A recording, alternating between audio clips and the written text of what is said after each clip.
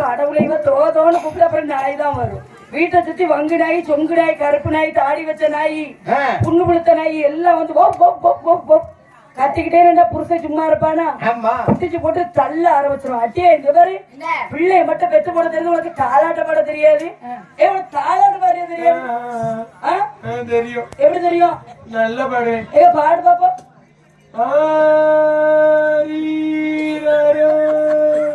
அடச்சாண்டால கிருக்கி தூங்க வச்சிருவா போல. பிள்ளைய தொங்க வைக்கிறப்ப இவ தூங்கிடுவா போலியா? இவ பக்கத்து வீட்டுக்காரி நம்பி பிரயோஜனம் கிடையாது. நம்மளே டைரக்டா இறங்கிட வேண்டியதுதான். அப்படின்னா அடி அடின்னு போட்டு புருஷங்களை துவைக்க ஆரம்பிப்பான். பத்தியா அடிய வாங்கிட்டு அழுதுட்டே பாப்பா இடி உள்ளோம் பொடி உள்ளோம் 100 சொல்லி நொறுங்கி போவான். அவன் இவ கையில பட்டை முளைக்கிற மாதிரி இந்த அடி அடிக்கிறான்னு இனிமே தாலாட்டமும் விடக்கூடாது போல. நமக்கு அசிங்கமாயிரும். கூடாரோ ராசாவோ மாமனிக்கு மல்லிகைப்பூ வியாபாரம்.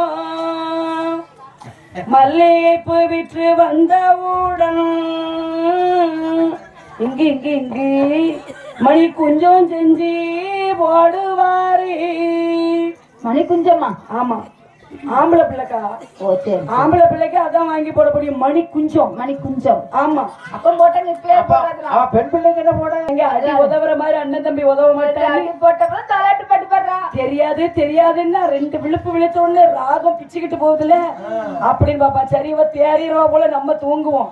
அப்படி ஒரு தலைகாணிக்கு மேல இன்னொரு தலைகாணி தூக்கி போட்டு மேபடியார் உயரமா வச்சுட்டு சொகுசா படுப்பாரு. பத்தியா பாப்பா பொண்டாட்டிக்காரி இடி விழுவான். இனி அடி அடின்னு அடிச்சு போட்டு உனக்கு தூக்கம் வாழுது. தூக்கம் அதானே தாட்டி மாப்பிள்ள உனக்கு வருது பாரு பாட்டு. அடுத்த பாட்டு மாப்பிள்ளைக்கு. ஆமா, அந்த உடன்